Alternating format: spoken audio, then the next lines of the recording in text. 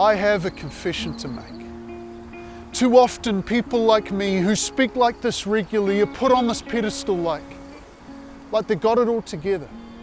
Like this platform has become the measure, but we often don't. And that's why it's not worth it for me to stand up here and pretend like I'm perfect. And so I have a confession to make. While I'm up here, I will lay my heart bare because I'm sure you want real over fake.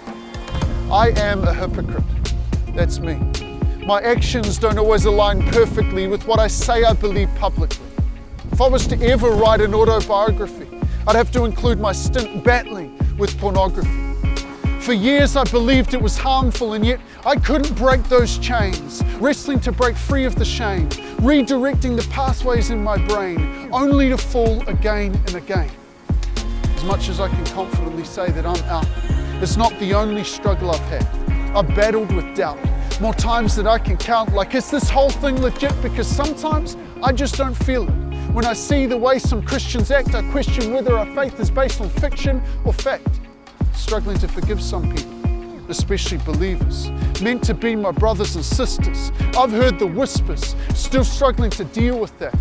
Matter of fact, I'm still removing the knives from my back. I have to mention that for the first year of marriage, there were moments where my anger terrified her, struggling to control my temper. I could have given up and left her, handed back the ring.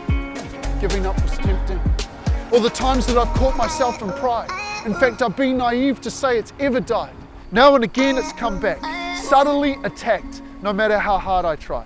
I am a hypocrite. I've said one thing and yet done another, and if that's your definition, then that's me. It fits me to a T. My life might be littered with attitudes, failures and flaws, maybe even worse than yours, but listen, when I say that I'm a Christian, I'm not claiming to be perfect or without sin, no.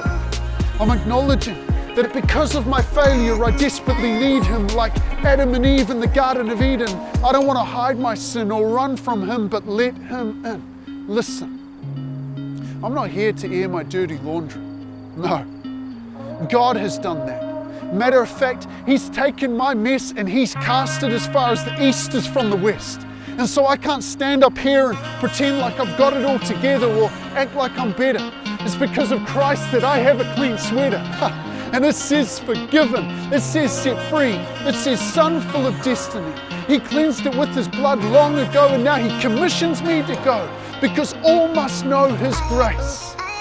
We have got to stop putting on this false facade, learn to be vulnerable, open up, step out and choose to be humble.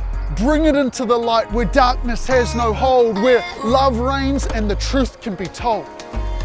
When others see that you struggle too, they might open up with you and find freedom too.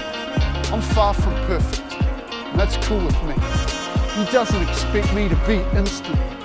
I'm a work in progress, and a good biography takes time, but I trust the author who's writing.